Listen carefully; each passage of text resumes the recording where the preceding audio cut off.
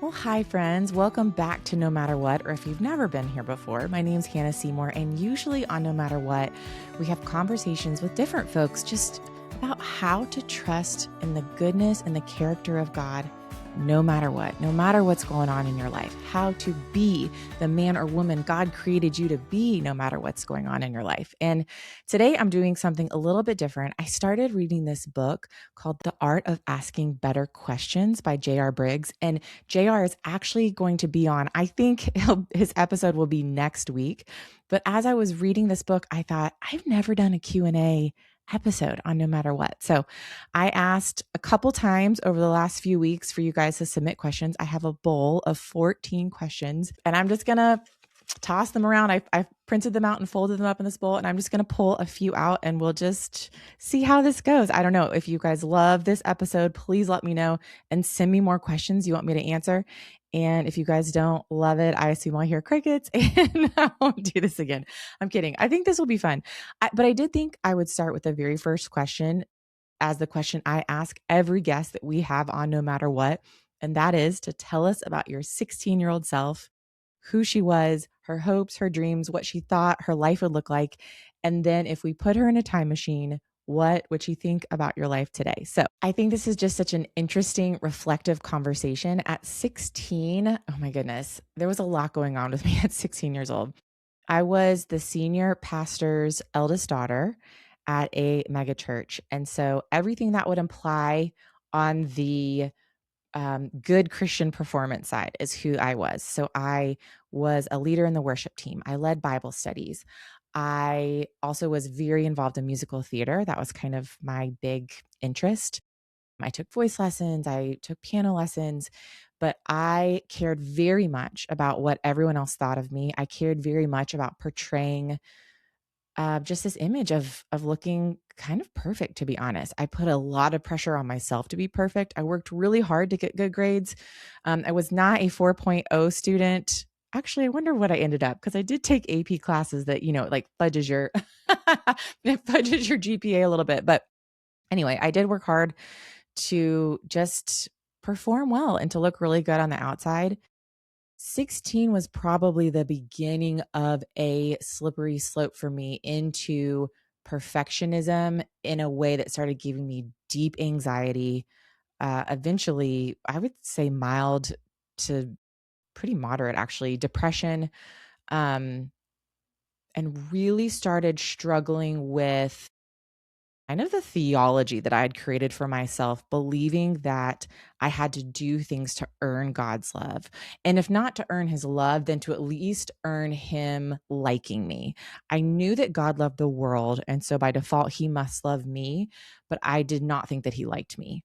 And I thought I had to work really hard to get him to like me. And it was a couple year journey. I actually write about it in my book, Everyday Spiritual Habits, a conversation I had with my mom that really started to change the way that I viewed God, the way that we do this Christian life, why we engage in spiritual habits. And thankfully, that set me on a path of experiencing immense freedom and learning to just be loved by God and to do things like read my Bible and pray and practice other spiritual disciplines out of a love for him and the overflow of his love for me, not in a posture where I was trying to earn his favor.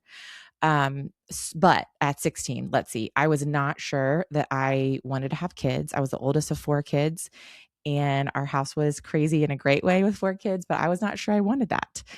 I, at 16, was planning on going to Belmont University to major in music, and I wanted to be a Christian artist.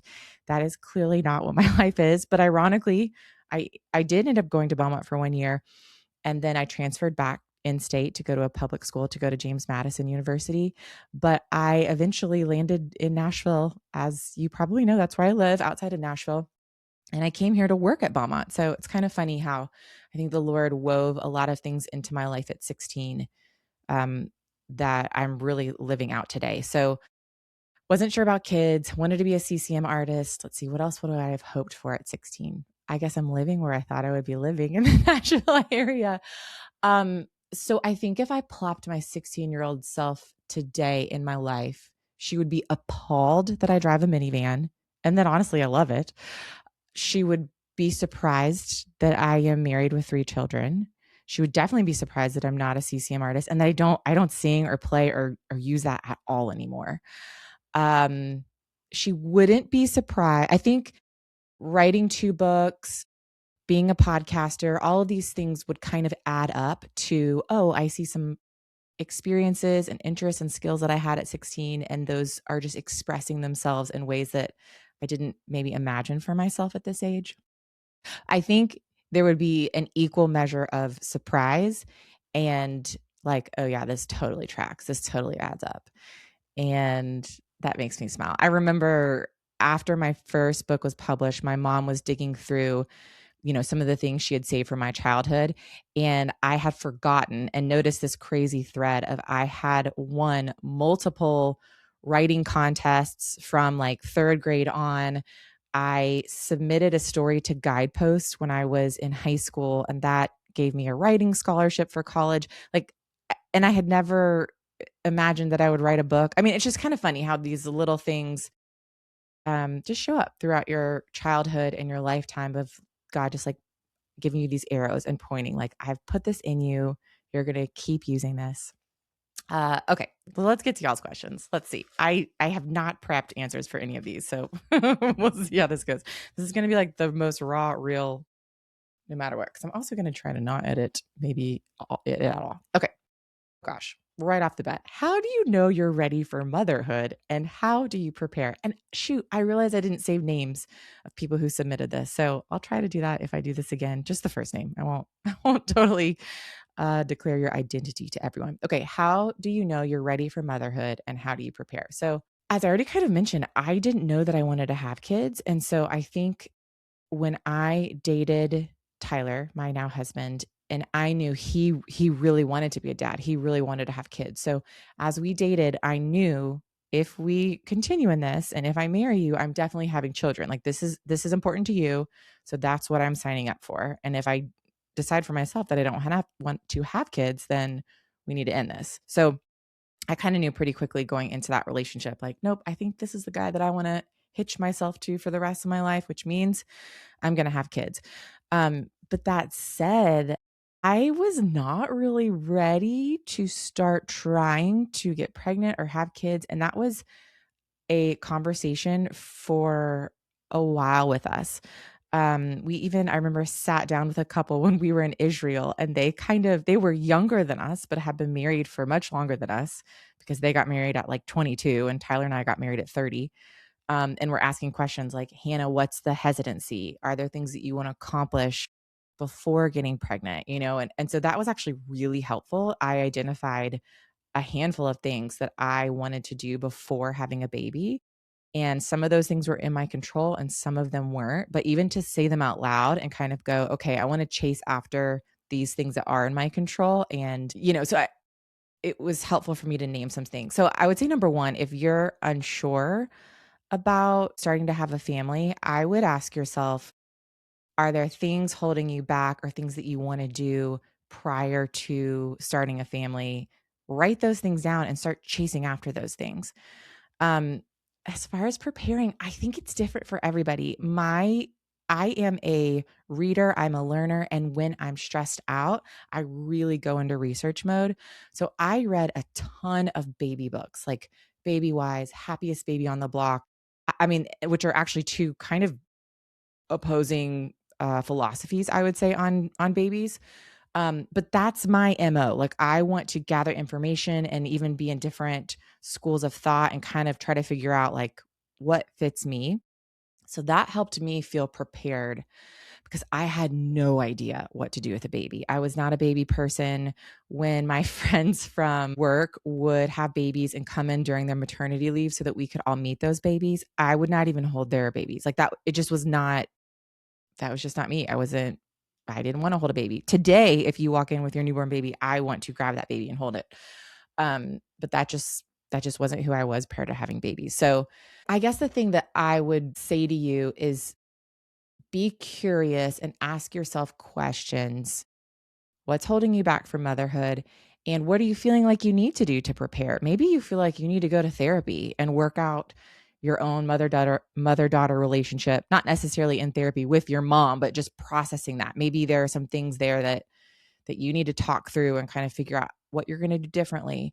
Um, I don't know. I guess I would say, what are the things that you feel like are holding you back? Name them, and then what do you need to do about it? What's your next right step? I don't know if that answers your question. This is very interesting to do on the fly and without someone else to kind of bounce ideas off of. Okay. Oh, so the question is: now that you've finished the Emma M. Lyon series, what are you reading? So first of all, do you know about the unselected journals of Emma M. Lyon? If you don't, I think you need to know, and I think you need to go read this series. So Beth Brower has started writing this series called The Unselected Journals of Emma M. Lyon.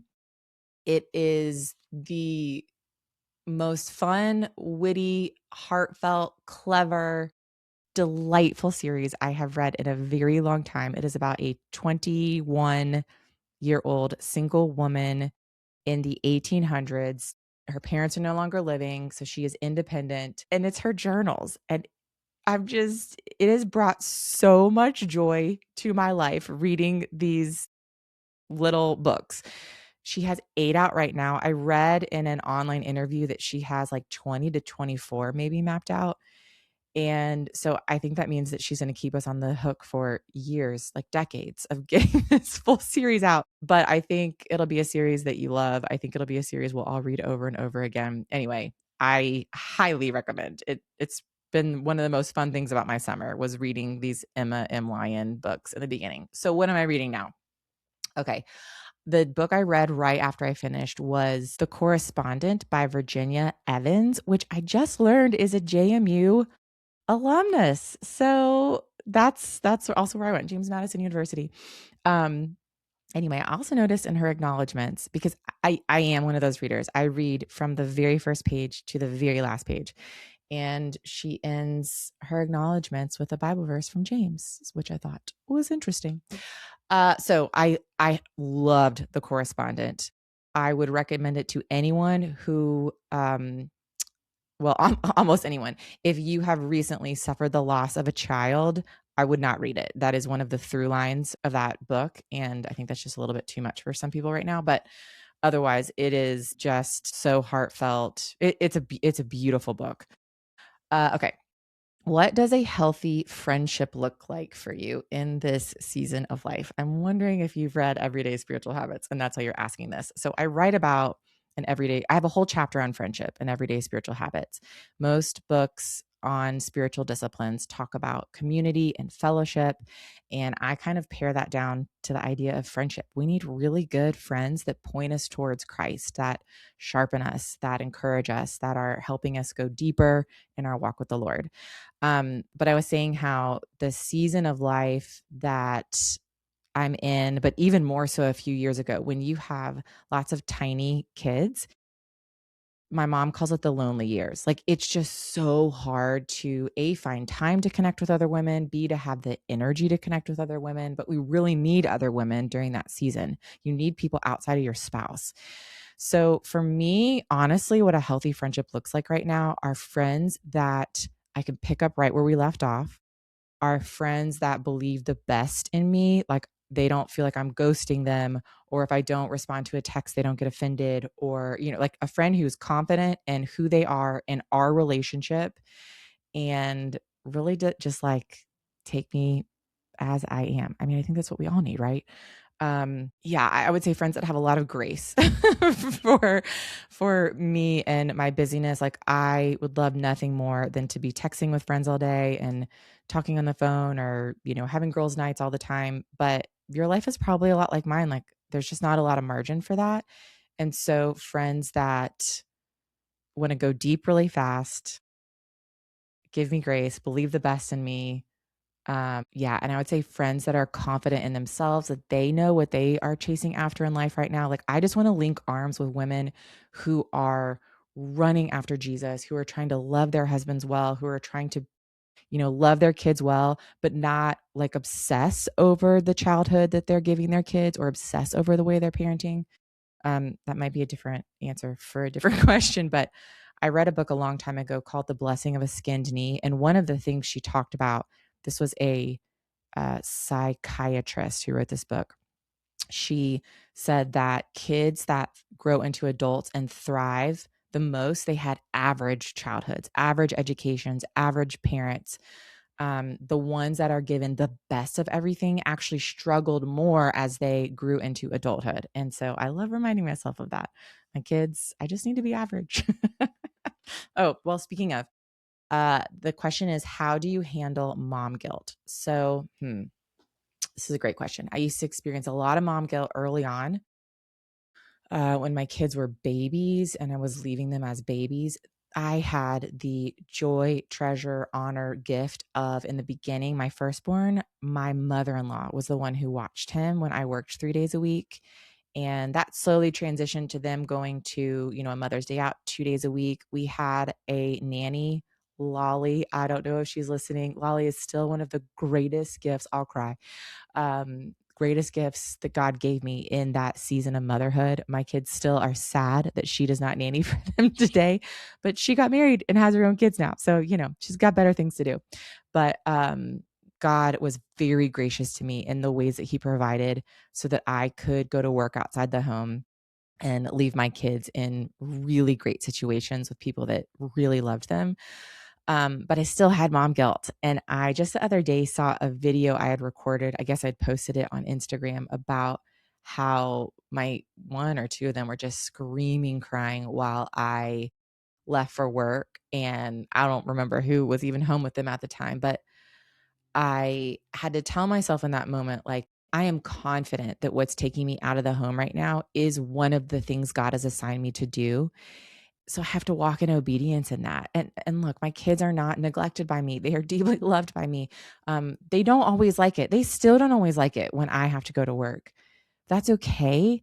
That's part of their story too. God is going to use that in their life. I tell a story sometimes about how when I was in seminary, I would do my seminary work very early in the morning and then after the kids went to bed. So I guess there were some weekends where I did work, but for the most part, I felt like my kids didn't have to sacrifice a ton. Maybe I've rose colored this. I need to ask my husband what he thinks. But there was a day that my son was sitting at a little table that we had for them and he was cutting construction paper. And I just happened to turn on the camera, like capturing what he was doing. And I was like, "Oh, Paxi, what are you working on right now?" And he said, "Not right now, mommy. I'm doing seminary."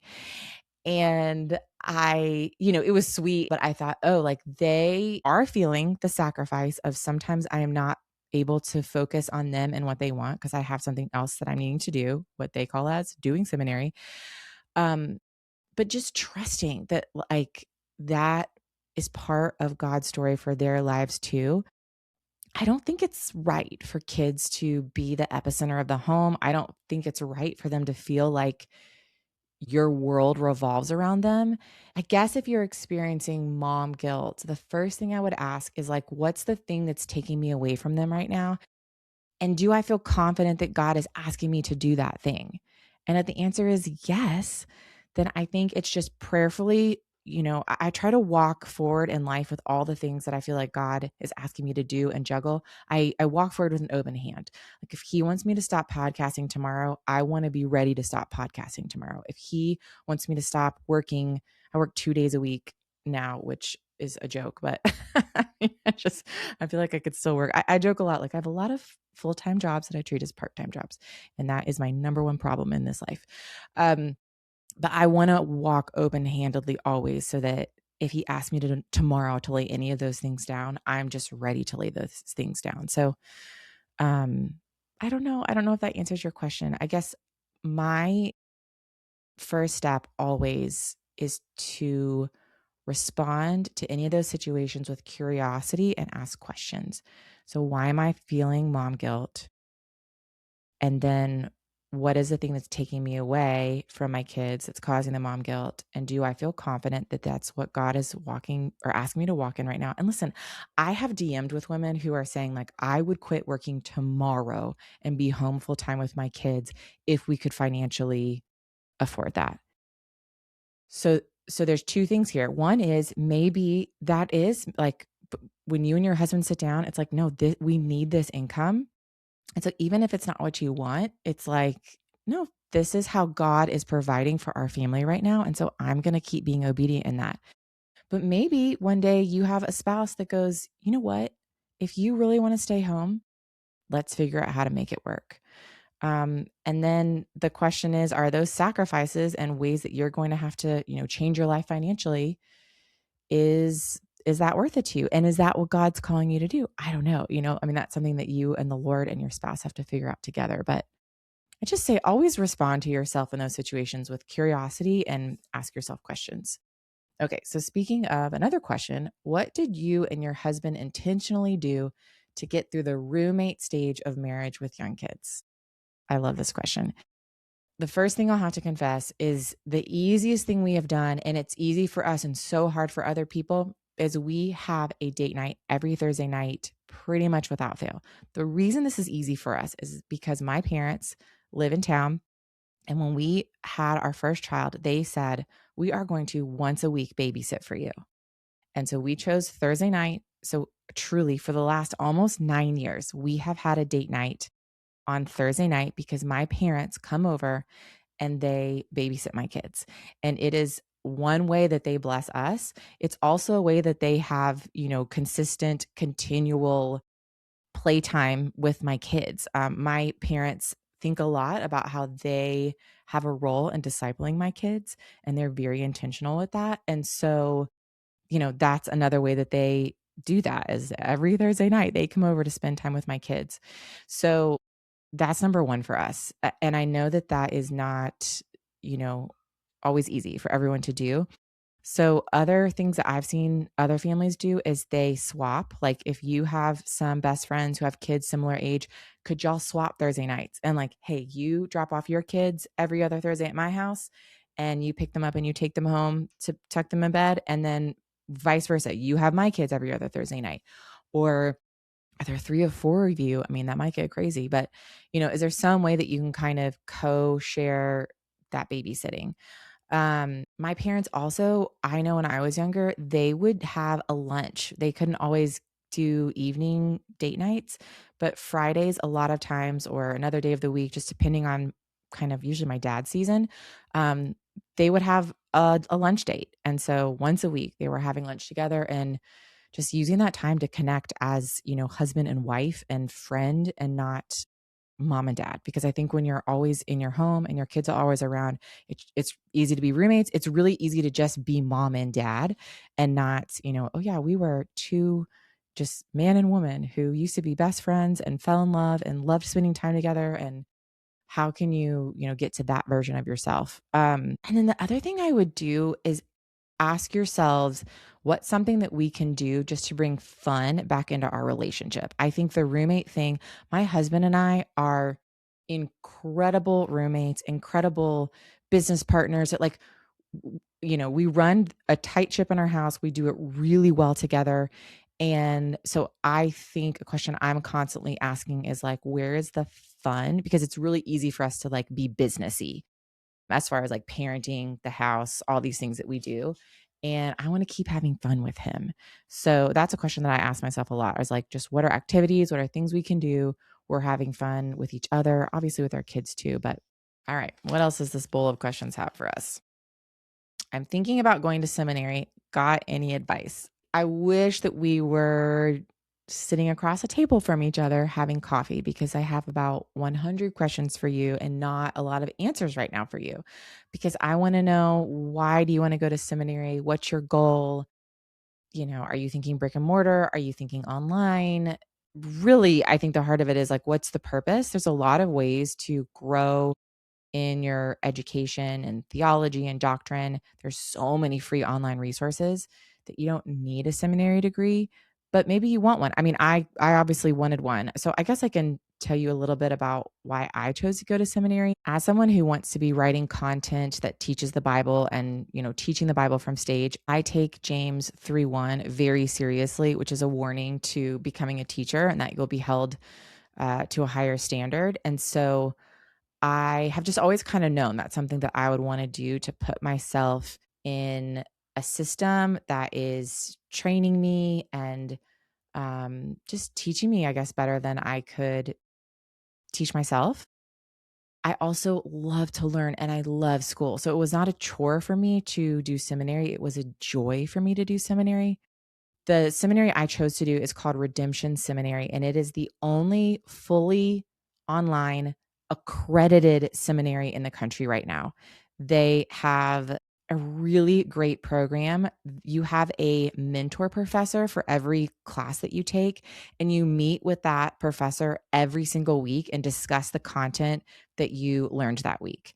So the relationships that I made, the conversations I had, in some ways, I think I probably had more one-on-one actually, I'm positive of this. I had more one-on-one contact with the professor weekly doing this online program than I ever would have going to a brick and mortar school. Like, there's no way I would have every single week, sat in one of my professor's offices on top of attending lectures, um, to chat with them for at least 30 minutes. So, anyway, I loved my experience, but I think it's a really personal decision, and I again, I think my number one question back to you is, like, why? And is it going to serve the purpose that you want it to? Is there another avenue to get what you're wanting or where you want to go?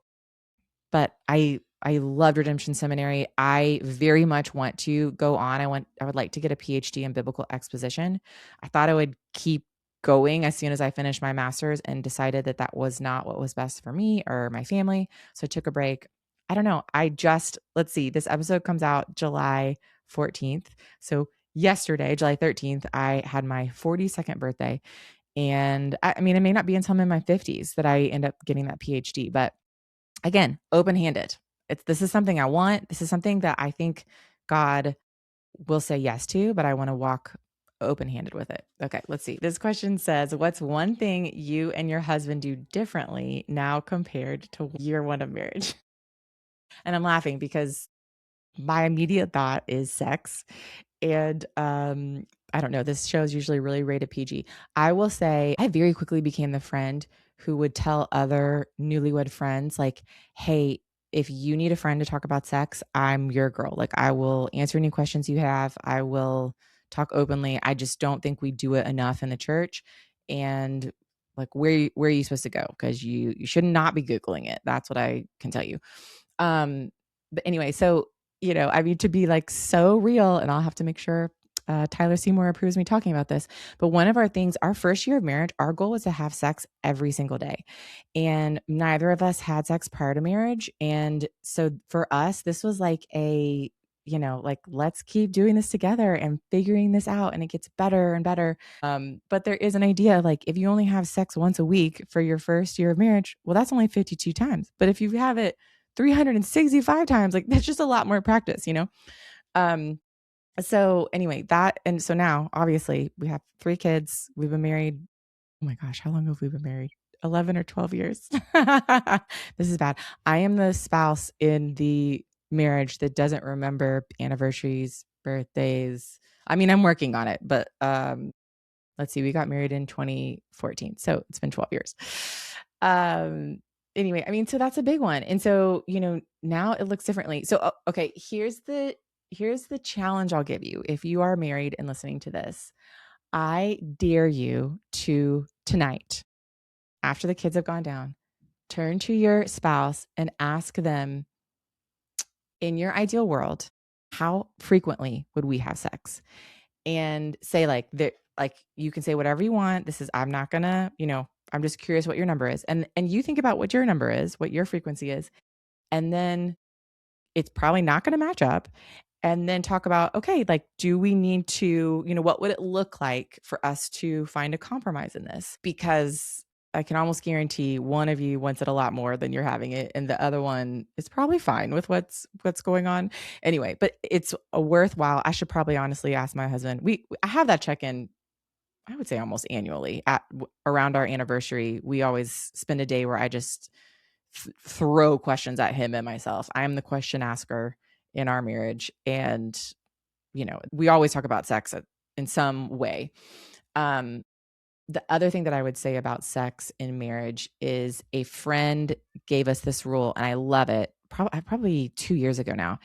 And that is, if someone initiates and the other one says, not tonight, honey, headache, whatever, the person that declined has 24 hours to initiate. So I know not everyone is going to like that, and that's okay. That's the other thing I think I need to preface this whole answer with is like, everybody's different. Every marriage is different. You got to find what's right and works for you. But also, you need to make sure that you're having open, honest conversations with your spouse about it. But for us, I have really liked that rule because it lets the person know who initiated. Like, you're not being rejected. It's 24 hours. This other person is promising you in 24 hours. Now, obviously, if you're have the flu, but your spouse is probably not going to initiate when you have the flu. You know what I mean? But I really like that. The one who says, no, I don't want to, it's on them. They have 24 hours that they have to initiate. And I think it just kind of gives more freedom in the relationship. There's usually one spouse that initiates a lot more than the other. Anyway, I'll stop talking about it. Is that what that's probably not what you thought. What's one thing you and your husband do differently now compared to year one of marriage? But that's probably the biggest, honestly. And I would say we have a lot more business meetings now. I mean, there's just a lot more responsibilities and things. I'm going to answer one more question. What's your take on approaching physical aging biblically? Does God care about things like Botox, fillers, etc.? I feel like I'm going to get in trouble. Here's what I'll say. The Bible doesn't say. The Bible does not say, thou shalt not get Botox. Thou shalt not get cosmetic surgery. What the Bible does say is that everything's the Lord's. Our bodies are His. We are called to be good stewards of what He's given us. And I think this is such a personal decision. I'll tell you, I have made a promise, feels too strong, but I guess that's the language I'll use. I've, promised my husband that I will not do Botox. I will not do fillers. He doesn't love it. And so that just kind of takes it off the table for me. It's not even something I need to think about.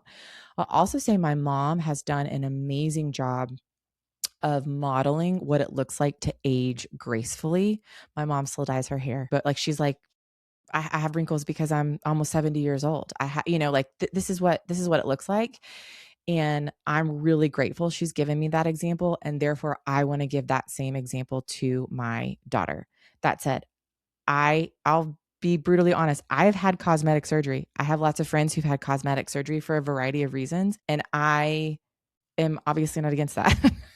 And if my daughter, was 40 years old and wanted to have something altered on her body, I would say, if you have the finances and this is something you really want to do, no, it's not going to make you happier. It's not going to make you happier, but I don't think it's wrong. My mentor used to say to me, you can have anything you want as long as you don't have to sin to get it.